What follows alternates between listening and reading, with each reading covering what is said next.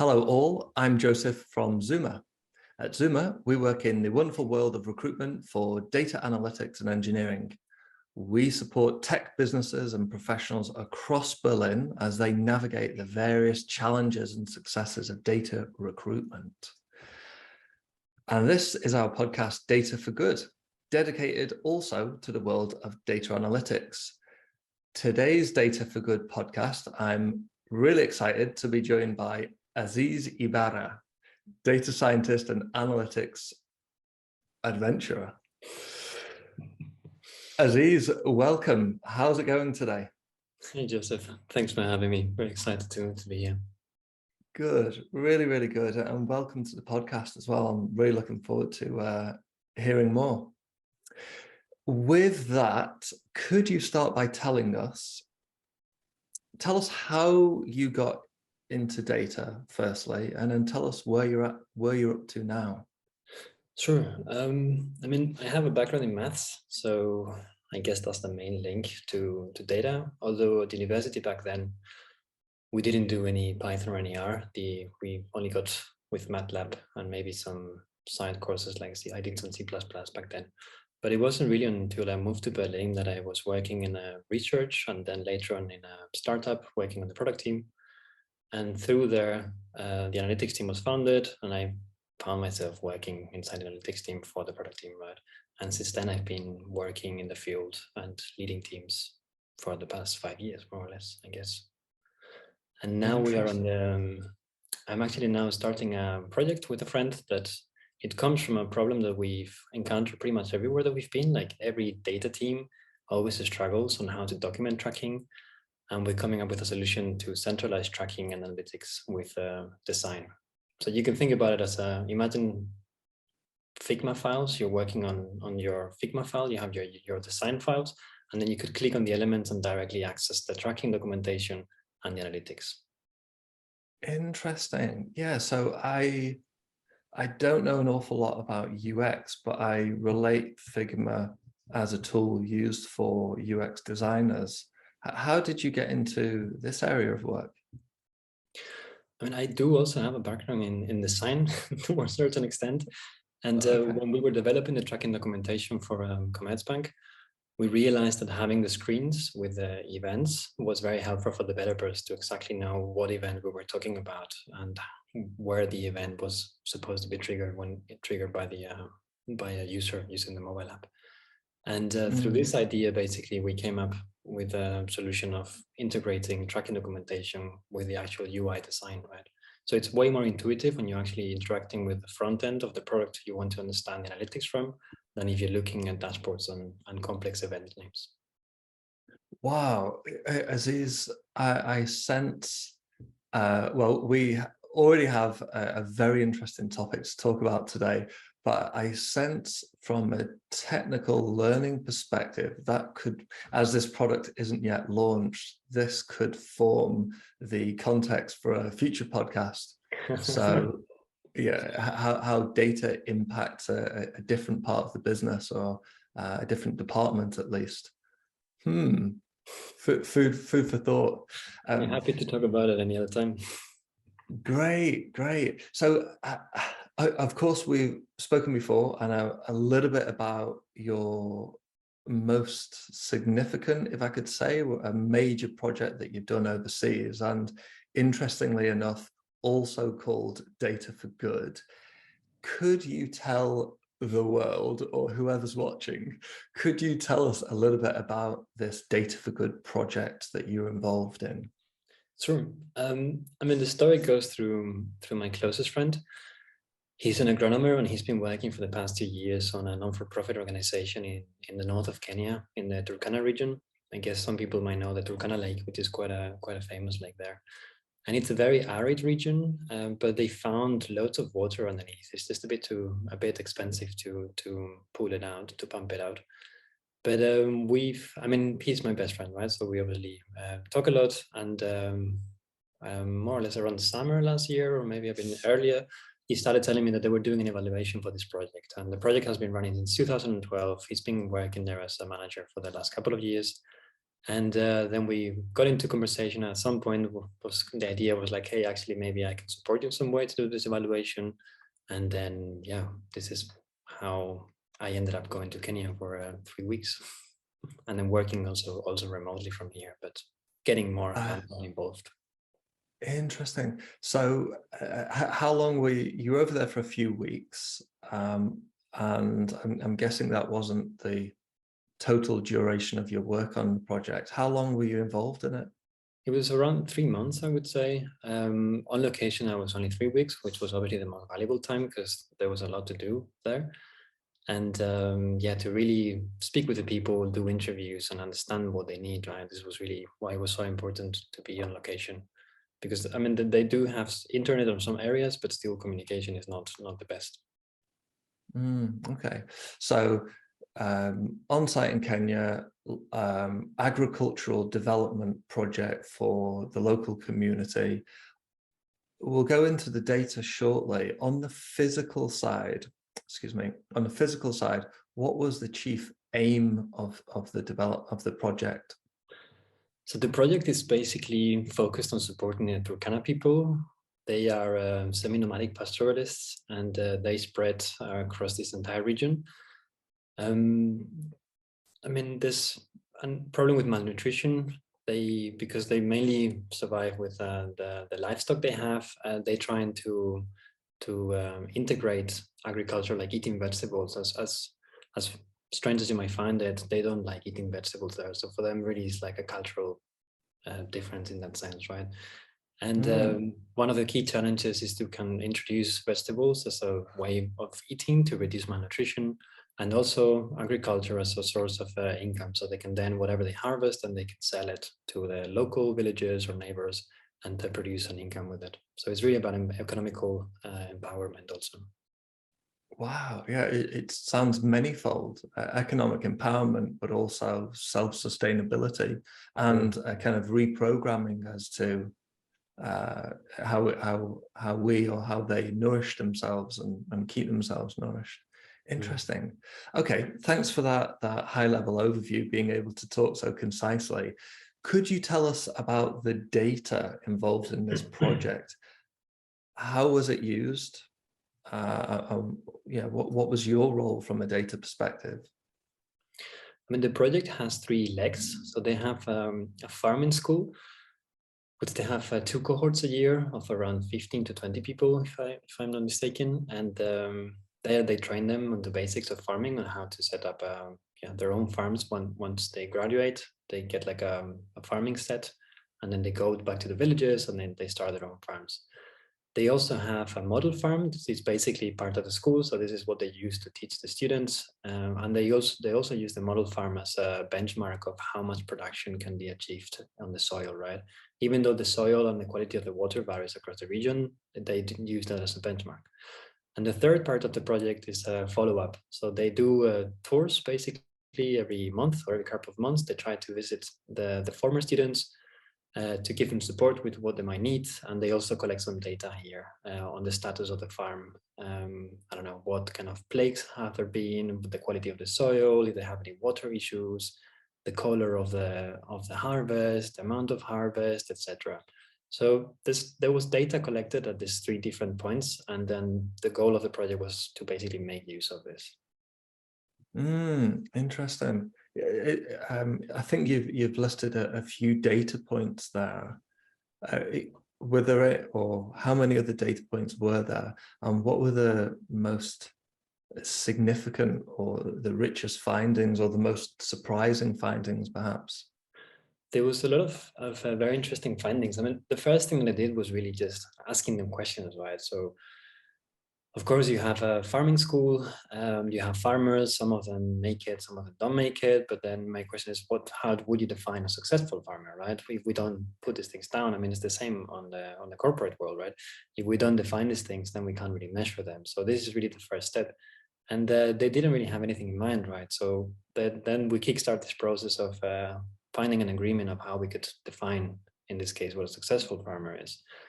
And once we have this, then we were looking at the data to try to see when is this happening, if there are any correlations that might improve the amount of farmers, etc.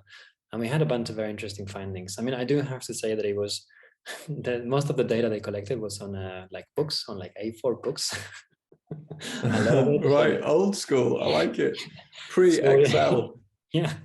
So it was some of it was quite challenging. As most of the touring data they had from these farming visits, they actually had it on a Excel sheet on a physical computer, right? The first thing I did is like, okay, let's set up a Google Drive account with spreadsheet in case something happens to this computer. You don't lose all of this data. But yeah, but the process of making this data and this huge, humongous Excel sheet useful, right? Converting it into a tabular data shape was actually very tedious, and I had to think really hard if it was even possible. I mean, it took me around 2 days or maybe even more of just writing a lot of Python code to clean and rearrange the format of the sheet. But it worked, so that was really good. And then once we had the data in the good form, right? I mean, you always say that 80% is about cleaning and 20% is about doing actual data science, right? So this definitely was the case here. But going back to your question about findings, I mean, there was a lot of interesting findings. Some of them, we ran some hypotheses that also, again, come up in conversations with speaking with the different team members who were working on the project. For example, they thought that women were more likely to be retained, to be farmers for a longer time. And then we were running a hypothesis analysis on the demographical data, right? So we could compare how many active students were female compared to male from the graduation times. And then we found that women were significantly more likely to be retained than men. Which gives so the theory came true. Exactly, yeah. Right. And then the idea then is all of this results, so to say, that they can take it with them and then change the way they recruit students. So to say, because they do have like different processes of finding students, but this would be like a call to action to probably recruit even more women than men, right? I mean, at the time when I was there, they were taking 30% women and 70% male. I think now it's a good reason for maybe even take more women than men in the course. Yeah, it would strike me so as well. So from a data perspective, what would you have considered to be the greatest challenge? You've mentioned the physical challenge about bringing the data collected into the 21st century. Was that the greatest challenge, or were there other more physical aspects of managing the project that brought data challenges? From a technical perspective, for sure, dealing with this, converting this spreadsheet, this Excel sheet, into multiple sheets, into something useful was a huge challenge.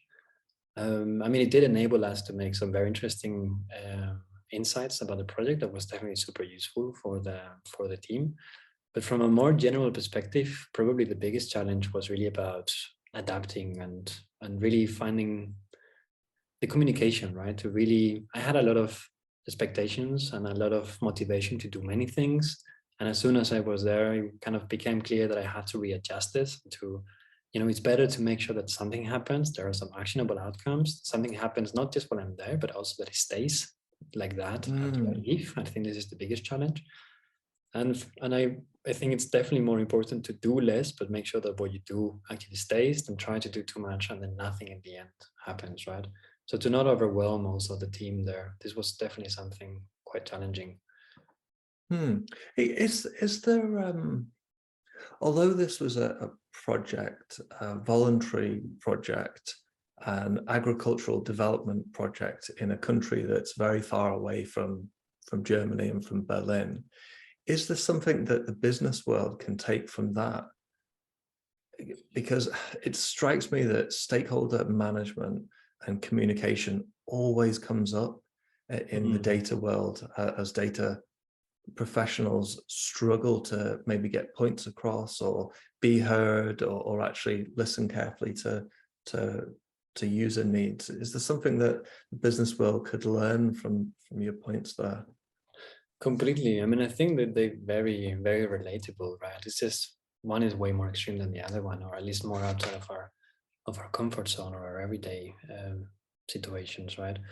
But communication is really, I really think it's the key in these situations, because if you don't understand what your stakeholder, or in this case the people you're working with, what they actually need, it's what their problem is, right? Not what I think their problem is, because obviously I had my own ideas of what problems they had and how this could be improved. But I think the challenge is really to understand what their problems are, the ones that they think are important to resolve, right? And not the ones that I think are important to resolve. Because I mean, we could have collaborated for a lot longer and still working on this project and a lot of problems to resolve, right?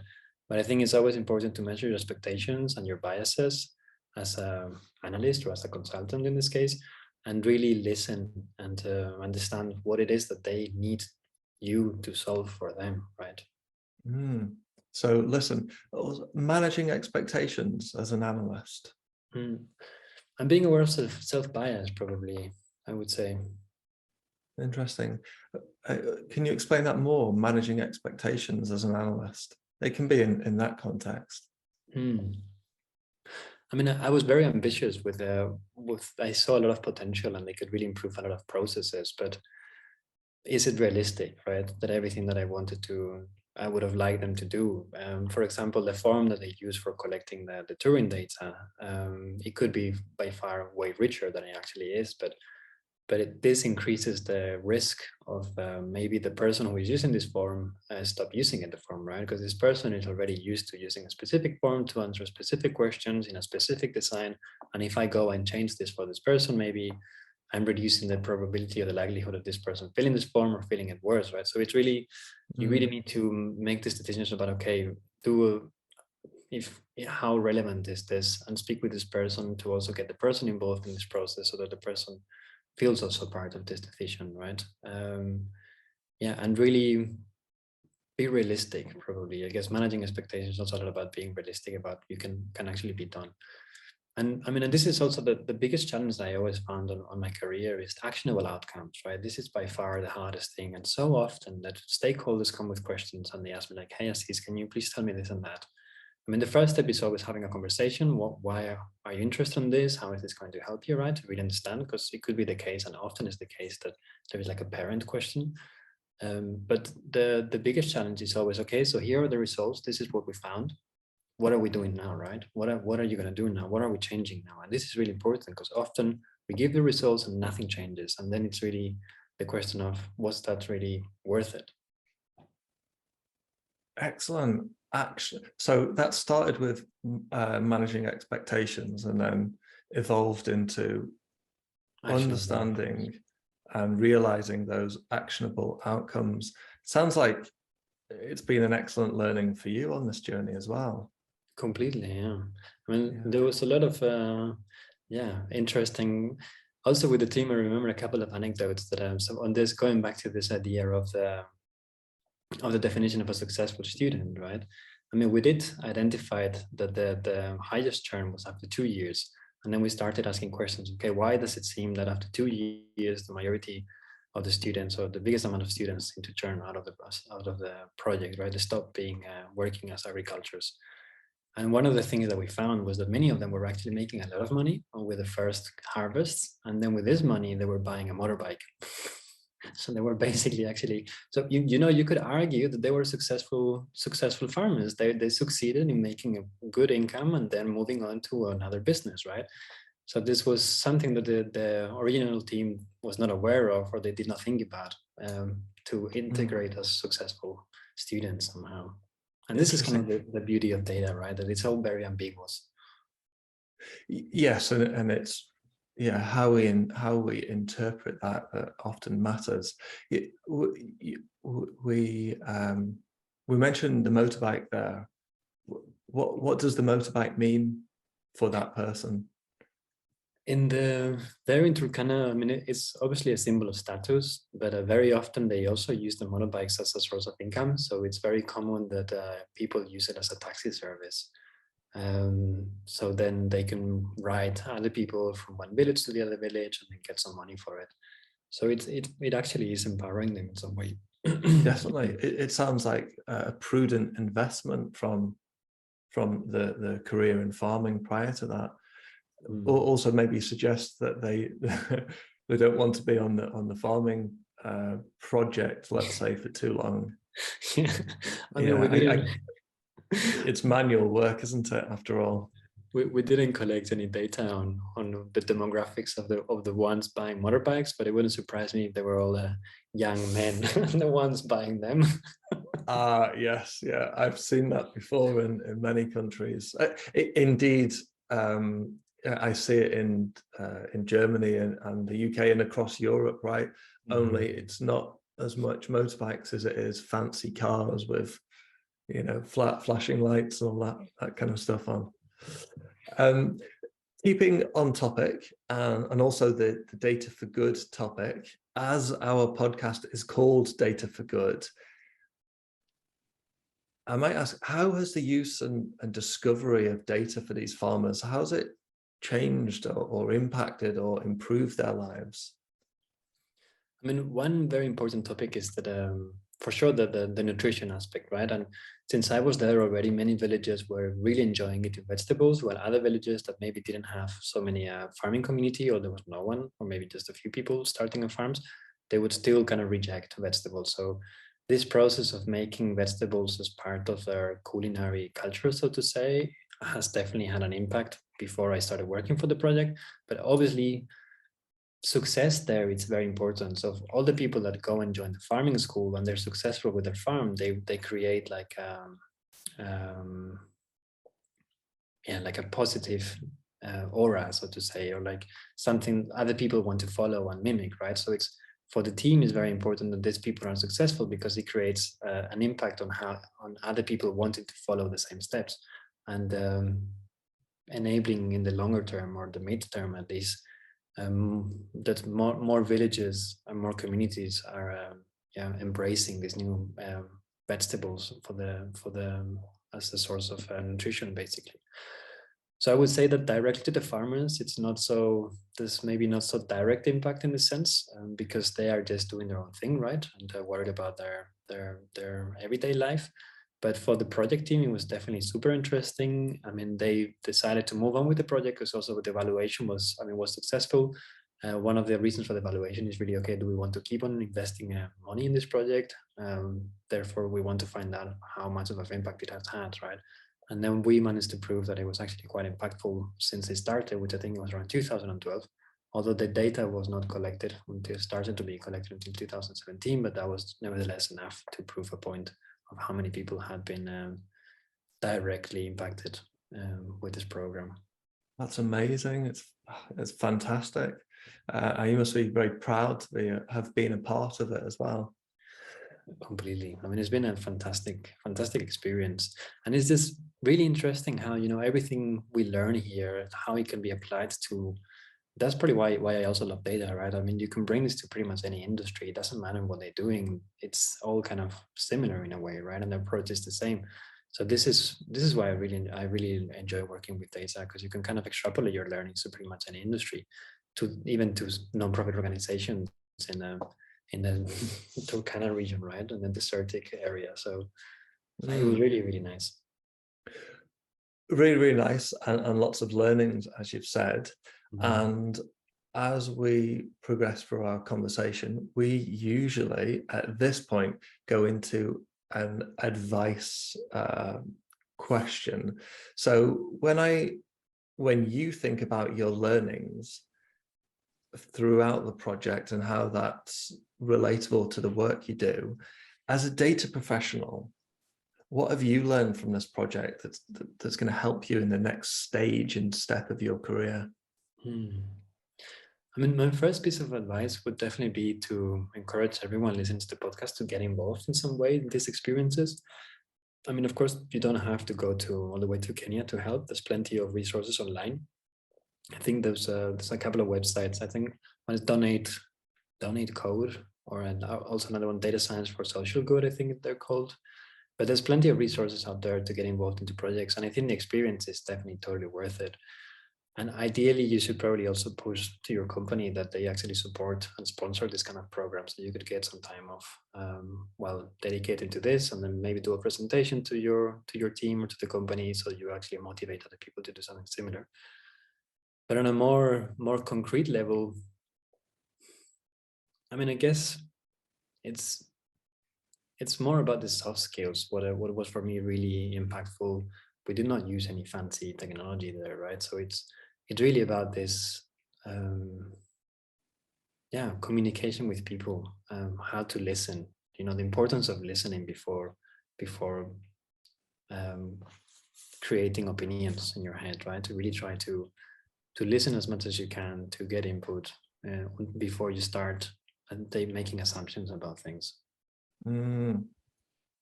Interesting, very interesting. I took some notes. So an idea would be to get involved in social projects, and they, as you've said, they don't have to be overseas. Often they can be online. And we can maybe post some links of those two examples that you suggested. Encourage managers and your company to allow you to get involved and even push you to be involved in these. And then soft skills, like I said earlier, soft skills comes up quite a lot from senior and leadership data professionals. So I believe you'd said, or I'm summarizing, communicating with people before you make assumptions about what data you expect to grab from any work that you're doing together. Yeah, it's really about listening and having a conversation, right, before going into trying to answer that question. Conversations are the key. Asking questions is the key. And in doing so, you're testing my listening skills as well. So asking questions is definitely a strong starting point for building those listening skills. Asís, in the interest of time, we're going to have to cut it there. Sounds great. As I said at the beginning, I think the next part of your career is going to throw up a really exciting time for you, and hopefully you can come back on and tell us all about what you are soon to be involved in, or what the market is soon to experience as well. Yeah, I'd absolutely love to. I'd be more than happy to jump on again in a couple of months. We should have a working prototype by the end of the year, I think. Awesome. Okay, look forward to it very much so. And if any viewers or listeners have any questions or feedback, drop them in the comments, drop either of us a message, and of course we'll follow up promptly. And for now, I'll say goodbye, and we'll see you all next time. Thanks, Asís. Thank you, Joseph. Ciao, ciao.